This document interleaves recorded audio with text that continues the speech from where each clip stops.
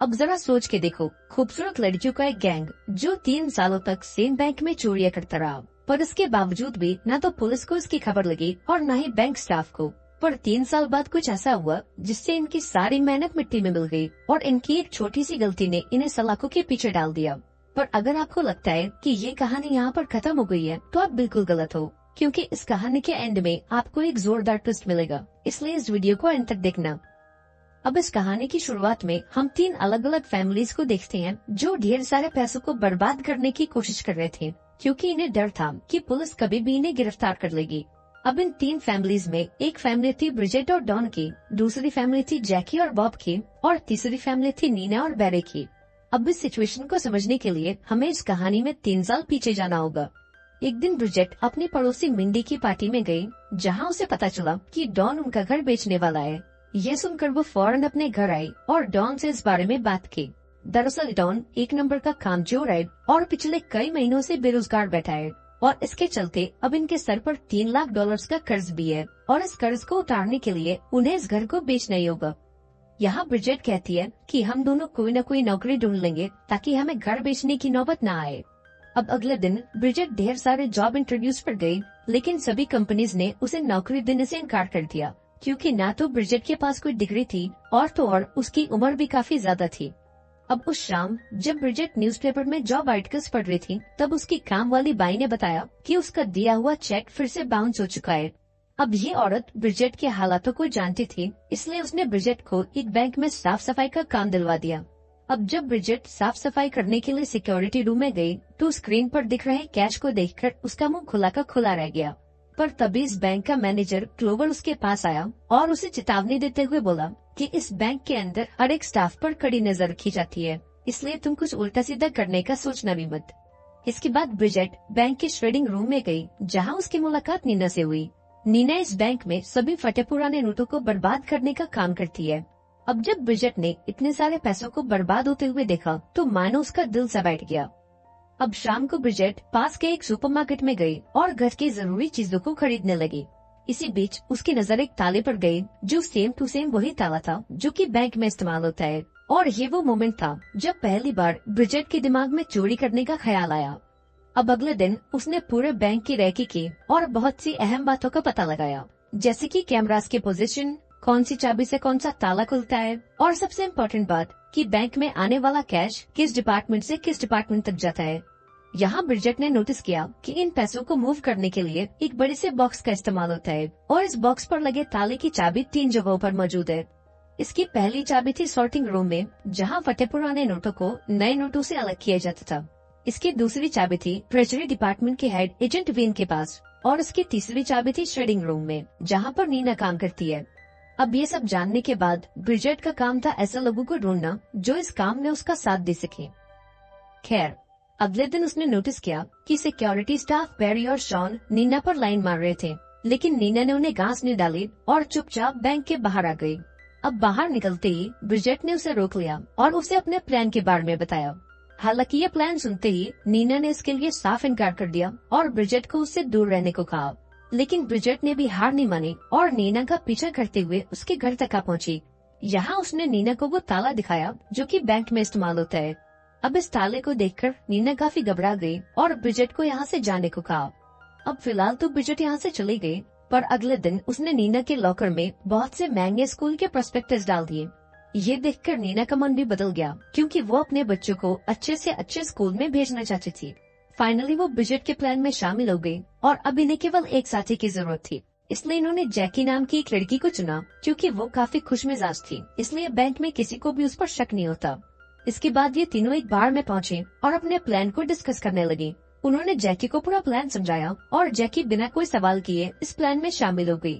अब इस प्लान को अंजाम देने के लिए इन्होंने एक स्पेशल कोड बनाया, और वो कोड था अपने आईब्रोज को टच करना। अब अगले दिन ब्रिजेट ने उस नए ताले को अपने बेल्ट में छुपा लिया और जैसे तैसे करके उसे बैंक के अंदर ले आई। अब लंच के दौरान ब्रिजेट ने वो स्पेशल इशारा किया और यहाँ नीना ने भी उसका साथ दिया, पर जैकी ने अपना सर ना में हिलाया, जिसका मतलब था कि वो इस प्लान के लिए तैयार नहीं है। अब पूछे जाने पर जैकी ने बताया कि मेरा दिल कहता है कि आज कुछ बुरा होने वाला है। ये सुनकर ब्रिजेट और नीना ने उसे खूब डांटा, क्योंकि उसके चलते आज इनका प्लान फेल हो गया था। हालांकि शाम होते होते जैकी की बात सच हो गई, क्योंकि आज ग्लोवर ने सभी एम्प्लॉयज का एक रैंडम सिक्योरिटी चेक करवाया और आज जैकी के चलते ये लोग पकड़े जाने से बच गए। अब अगले दिन इन सभी ने दोबारा से वही इशारा किया और फाइनली इस चोरी की शुरुआत हो गई। अब सबसे पहले ब्रिजेट इंस्पेक्शन रूम में गई और बड़ी सफाई से एक बॉक्स पर लगे ताले को अपने ताले से बदल दिया।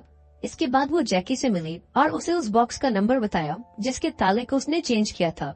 साथ ही उसने नीना को एक लिफाफा दिया जिसके अंदर उस बॉक्स का नंबर और उसका असली ताला मौजूद था। इसके बाद जैकी सॉर्टिंग रूम में गई और 4937 वाले बॉक्स को उठाकर स्वेडिंग रूम की तरफ जाने लगी। अब रास्ते में वो एक लिफ्ट के पास रुकी और अपने हाथों को इस तरह से एडजस्ट किया जिससे वो कैमराज में दिखाई न दे।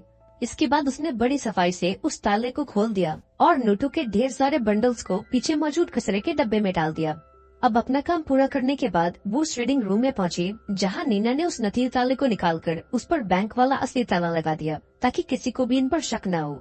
वहीं दूसरी ओर ब्रिजेट ने डस्टबिन से कचरे का बैग निकाला जिसके अंदर वो सारे पैसे मौजूद थे। इसके बाद ये तीनों टॉयलेट में मिली और इन सारे पैसों को अपने कपड़ों में छुपा लिया। अब दिन खत्म होने के बाद जब सारे एम्प्लॉयज बैंक से निकलने लगे तब ब्रिजेट और नीना ने देखा कि जैकी के पैंट से कुछ नोट बाहर निकल रहे थे। यहाँ ब्रिजेट ने उसे इशारा भी किया पर इस मंद बुद्धि को कुछ समझ नहीं आया। अब नीना ने बैरी से फ्लर्ट करके उसका ध्यान बटाया और इस मौके का फायदा उठाकर ब्रिजेट ने जैकी को अच्छा वाला इशारा किया। पर तभी न जाने क्यों बैंक मैनेजर ग्लोवर आग बबूला होकर ब्रिजेट की तरफ आने लगा। दरअसल जल्दबाजी में ब्रिजेट ने अपना आई कार्ड बैंक में छोड़ दिया था, जिसके लिए ग्लोवर ने उसे खूब डांटा और आगे से ध्यान रखने को कहा।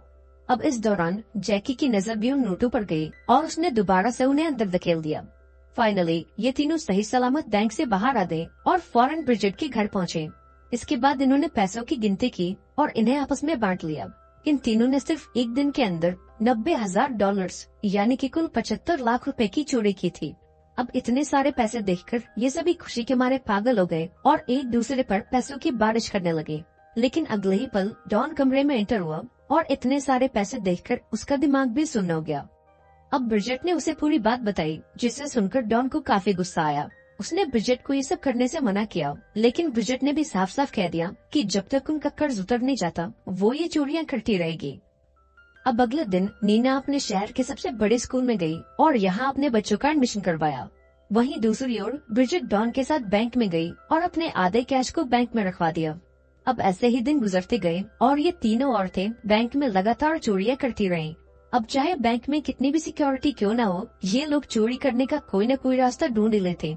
अब कुछ महीनों की चोरी के बाद ब्रिजेट के पास इतने पैसे हो चुके थे कि उसे अपना घर बेचने की कोई जरूरत नहीं थी। अब इस खुशी को सेलिब्रेट करने के लिए ये सभी एक बार में मिले, जहां नीना और डॉन ने ये सुझाव दिया कि अब उन्हें ये चोरी बंद कर देनी चाहिए, क्योंकि अब तक वो काफी पैसे इकट्ठा कर चुके हैं। हालांकि ब्रिजेट ने इसके लिए साफ इनकार कर दिया और इन दोनों से कहा कि हमें तो इतने पैसे इकट्ठा करने हैं जिससे हम अपनी बाकी की जिंदगी आराम से गुजार सकें। अब जैकी और उसका बॉयफ्रेंड भी ब्रिजेट की बात से सहमत थे, इसलिए उन्होंने चोरी करते रहने का फैसला किया। अब थोड़ा मनाने के बाद नीना भी इसके लिए राजी हो गई, लेकिन उसने ये शर्त रखी कि हम में से कोई भी इतनी महंगी चीज नहीं खरीदेगा जिससे टैक्स डिपार्टमेंट या फिर बैंक को हम पर शक हो। अब यहाँ तो ब्रिजेट ने ये शर्त मान ली, लेकिन अगले ही दिन वो एक ज्वेलरी स्टोर में गई और $60,000 की एक अंगूठी खरीद ली। लेकिन जब नीना को इसकी खबर लगी तो उसने ब्रिजेट के हाथ से वो अंगूठी छीनकर उसे टॉयलेट में फ्लश कर दिया। अब थोड़े दिनों बाद नीना इसी बाथरूम में ब्रिजेट का इंतजार कर रही थी ताकि वो उस बॉक्स का नंबर और वो असली ताला ले सके। लेकिन हर दिन के मुकाबले आज ब्रिजेट को आने में थोड़ी देरी हो गई और इस जल्दबाजी में जब उसने लॉक बैग नीना की ओर फेंका तो वो उसे कैच नहीं कर पाई और नकली ताले की चाबी गलती से बेसिन में जा गिरी। अब जरा गौर करो, उस नकली ताले की एक चाबी थी ब्रिजेट के पास और दूसरी चाबी थी जैकी के पास। लेकिन ये लोग जैकी से वो चाबी नहीं मांग सकते थे क्योंकि इनके पास उसका फोन नंबर नहीं था, और अगर ये चाबी लेने के लिए ऊपर जाते तो सिक्योरिटी को इन पर शक हो सकता था। अब यहाँ ब्रिजेट ने डॉन को फोन किया और उसे पूरी बात बताई। इसके बाद डॉन जैकी के बॉयफ्रेंड बॉब के पास गया और उसे जैकी को कॉल करके सब कुछ बताने को कहा। अब जब जैकी को ये बात पता लगी तो उसने ब्रिजेट तक चाबी पहुँचाने का एक नया तरीका ढूंढा। उसने इस बारे में बॉब को बताया और फौरन अपने काम पर लग गई। इधर डॉन ने ब्रिजेट को कॉल किया और उसे पूरा प्लान समझाया, लेकिन इस बीच ग्लोवर ने देखा कि ब्रिजेट काफी देर से टॉयलेट के अंदर मौजूद है। ये देखकर उसे शक हुआ और वो जांच करने के लिए टॉयलेट में आ पहुंचा। हालांकि ब्रिजेट डरने के बजाय ग्लोवर पर चिल्लाने लगी कि इतना गंदा टॉयलेट साफ करने के बाद भी उसकी सैलरी इतनी कम है। अब ब्रिजेट का ये रूप देखकर ग्लोवर भी काफी घबरा गया और फौरन टॉयलेट से बाहर आ गया। वहीं दूसरी ओर जैकी बिल्डिंग की लिफ्ट तक पहुंची और चाबी को एक च्युइंगम में लपेटकर उसे लिफ्ट के अंदर चिपका दिया। इधर ग्राउंड फ्लोर पर ब्रिजेट ने च्युइंगम से वो चाबी निकाली और फौरन नीना की ओर भागी। इधर नीना असली चाबी से उस नकली ताले को खोलने की कोशिश कर रही थी। ये देखकर बैरी उसकी मदद करने पहुंचा, पर वो भी उस ताले को नहीं खोल पाया। तभी यहाँ पर ब्रिजेट आ गई और बैरी का ध्यान बटाकर उस चाबी को नीना की ओर फेंक दिया। हालांकि बैरी को इन पर शक हो गया क्योंकि नीना ने वो ताला खोल तो दिया था, पर उसकी असली चाबी अब भी नीचे लटक रही थी। अब काम के बाद बैरी नीना से मिलने गया और उसे पूरी बात बताई। उसने नीना से बोला कि तुम और तुम्हारे दोस्त बैंक में चोरी करना बंद कर दो, वरना मैं पुलिस को सब कुछ बता दूंगा। अब उस शाम ये तीनों बार में मिले, जहां नीना ने खुलासा किया कि बैरी को हमारे काले कारनामों को पता चल चुका है। अब यहाँ ब्रिजेट ने नीना को एक आइडिया दिया, पर उसे ये आइडिया बिल्कुल पसंद नहीं आया। दरअसल ये जानते थे कि बैरी नीना को पसंद करता है, इसलिए ब्रिजेट ने बोला कि अगर तू बैरी को पटा ले तो वो तेरी सारी गलतियाँ माफ कर देगा। अब पहले तो नीना इसके लिए नहीं मानी, पर थोड़ा फोर्स करने के बाद वो भी इसके लिए राजी हो गई। अब अगले दिन वो बैरी के घर पहुंची और उससे अपने प्यार का इजहार किया। इसके साथ ही उसने बैरी को अपनी टीम में शामिल होने का ऑफर भी दिया। हालांकि बैरी ने इसके लिए साफ इनकार कर दिया और नीना को यहाँ से जाने को कहा। अब अगले दिन ब्रिजेट ने बैरी को बाथरूम में घेर लिया और उसे लेक्चर देने लगी। उसने बैरी से पूछा कि तुम एक खूबसूरत लड़की और इतने सारे पैसों को कैसे ठुकरा सकते हो। लेकिन थोड़ी देर बाद नीना ने उसे बताया कि बैरी भी टीम में शामिल होने के लिए रेडी है। अब उस शाम ये सभी ब्रिजेट के घर पर मिले और चोरी के पैसों को 4 हिस्सों में बांट लिया। यहाँ नीना ने बैरी को थैंक्स बोला क्योंकि अब उन्हें अचानक से होने वाले सिक्योरिटी चेक के बारे में पहले से पता रहेगा। अब बातों बातों में ये दोनों काफी करीब आ गए और ब्रिजेट की अलमारी में एक दूसरे को किस करने लगे। वहीं दूसरी ओर डॉन ने सभी को समझाया कि वो इन पैसों को कैसे खर्च करें जिससे किसी को भी इन पर शक न हो। अब ऐसे ही वक्त गुजरता गया और इन्हें चोरी करते हुए अब पूरे 3 साल हो चुके थे और अब इनकी जिंदगी पूरी तरह से बदल चुकी थी। अब एक दिन ब्रिजेट ने अपने घर पर एक पार्टी रखी जहां उसने एक अनजान आदमी को देखा। अभी वो इस बारे में कुछ सोच पाती कि तभी उसे नीना के एंगेजमेंट की खबर मिली और वो इस पार्टी को एंजॉय करने लगी। लेकिन अगले दिन जब वो बैंक में साफ सफाई कर रही थी तब उसने उस अनजान आदमी को ग्लोवर के साथ देखा। ये देखकर वो काफी डर गई और घबराहट के चलते उसने अपना सारा सामान जमीन पर बिखेर दिया और इस सामान में वो नकली ताला भी मौजूद था। हालांकि ब्रिजेट ने समय रहते उस पर अपना पैर रख दिया और लकीली किसी ने भी उस ताले को नहीं देखा। वहीं दूसरी ओर हम ग्लोवर को इस आदमी के साथ देखते हैं जिसका नाम मैंडलब्रॉड था और ये आदमी फेडरल बैंक का एक ऑफिसर था। यहाँ उसने ग्लोवर से कहा कि शायद आपके बैंक में चोरी हो रही है। इस पर ग्लोवर ने इस आदमी से कहा कि इस बैंक की सिक्योरिटी इतनी टाइट है कि यहाँ चोरी तो दूर एक परिंदा पर तक नहीं मार सकता। अब इस चोरी को साबित करने के लिए ग्लोवर ने मैंडलब्रॉड से कुछ सबूत मांगे, पर चूंकि मैंडलब्रॉड के हाथ खाली थे इसलिए वो सबूतों को इकट्ठा करने ब्रिजेट के मोहल्ले में जा पहुंचा। इधर डॉन ने भी मैंडलब्रॉड को देख लिया और ब्रिजेट को कॉल करके सरेंडर करने को कहा, लेकिन ब्रिजेट ने इसके लिए साफ इनकार कर दिया क्योंकि अगर नीना चोरी के इल्जाम में पकड़ी गई तो पुलिस उसे अपने बच्चों से दूर कर देगी। अब उस शाम इस पूरी टीम ने एक मीटिंग की जहां ये पता चला कि बॉब ने शेयर मार्केट में $10,000 से ज्यादा इन्वेस्ट किए थे और इसके चलते ये सभी लोग IRS के रडार पर आ चुके थे। अब यहाँ ब्रिजेट कहती है कि पुलिस के पास हमारे खिलाफ कोई सबूत नहीं है, जिस पर नीना कहती है कि हमारे घर में जो कैश पड़ा है उससे बड़ा सबूत और क्या ही होगा। अब इन सभी लोगों ने फैसला किया कि घर जाकर वो अपना सारा पैसा बर्बाद कर देंगे। इसके बाद हम जैकी और बॉब को देखते हैं जिन्होंने अपना सारा पैसा एक ट्रक में भरकर उसे बम से उड़ा दिया, पर अभी ये दोनों देश छोड़कर भाग पाते उससे पहले पुलिस ने इन्हें गिरफ्तार कर लिया। वहीं दूसरी ओर नीना अपने पैसों को जलाते हुए पकड़ी गई, जबकि बैरी पैसों को अपनी कार में छुपाता हुआ पकड़ा गया। इधर पुलिस ने डॉन को भी पकड़ लिया जो अपने सारे पैसे टॉयलेट में बहा रहा था। हालांकि ब्रिजेट पुलिस के हाथों से बच गई और अपनी कार लेकर फरार हो गई, लेकिन वो इस बात से अनजान थी कि मैंडलब्रॉड उसका पीछा कर रहा है। अब उस रात ब्रिजेट एक होटल में रुकी जहां उसका सामना मैंडलब्रॉड से हुआ। यहाँ उसने ब्रिजेट से सरेंडर करने को कहा, जिस पर ब्रिजेट ने बोला कि तुम कोई पुलिस वाले नहीं बल्कि एक बैंक ऑफिसर हो, इसलिए अपनी औकात में रहो, और इतना कहकर ब्रिजेट वहाँ से चली गई। वहीं दूसरी ओर पुलिस ने बाकी की टीम को इंटरोगेट किया, पर किसी ने भी अपना मुंह नहीं खोला। अब यहाँ पुलिस वालों ने नीना पर दबाव डालने की कोशिश की, लेकिन इससे पहले कि वो कुछ बोलती, जैकी ने उसका सारा इल्जाम अपने सर पर ले लिया। इधर ब्रिजेट अपनी पड़ोसी मिंडी के घर गई और उसके हस्बैंड से अपना केस लड़ने को कहा।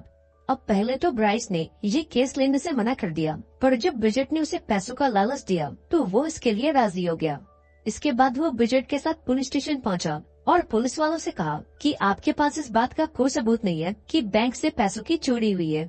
अब जब इस बारे में ग्लोवर से पूछा गया तो अपनी इज्जत बचाने के लिए उसने भी ये कह दिया कि इतनी कड़ी सिक्योरिटी के बीच बैंक में चोरी करना इम्पॉसिबल है। अब ग्लोवर के इस बयान से पुलिस का केस तो खत्म हो गया, पर IRS का केस अब भी चालू था, क्योंकि इनमें से किसी ने भी उन पैसों पर टैक्स नहीं भरा था। अब ये लोग जेल जाने से तो बच गए, पर इनका सारा पैसा टैक्स फ्रॉड की पेनल्टी के तौर पर जब्त कर लिया गया। अब फाइनली सबने इस डील को एक्सेप्ट कर लिया और पैसे देकर आजाद हो गए।